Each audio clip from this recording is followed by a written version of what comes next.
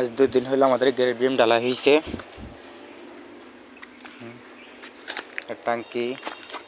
টাঙ্কি ঢালাই শেষ। কলম একটা কলমে 40 পিস রড আছে। 1 2 3 4 5 6 7 8 9 10 11 12 13 14 15 16 17 18 19 20 20 পিস 40 25 মিলি 25 মিলি। কাজটা খুবই মজবুত করে করতেছে। যেটা হলো টাঙ্কি ঢালাই শেষ। ভিতরে কি পরিমাণ ঠেকটা দিছে, এবং ঢালাই এদিক ওদিক না হইতে পারে।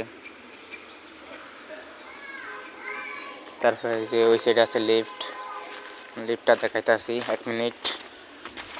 এই যে গ্রেড বি কলমের জন্য এই যে আলাদাভাবে হুক দিয়ে দিছে কলমে সল করার জন্য। যেটা হলো লিফট, ঢালাই এখনো হয় নাই, হবে।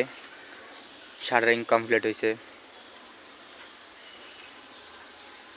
বাকিটা আপনাদেরকে পরে দেখাবো।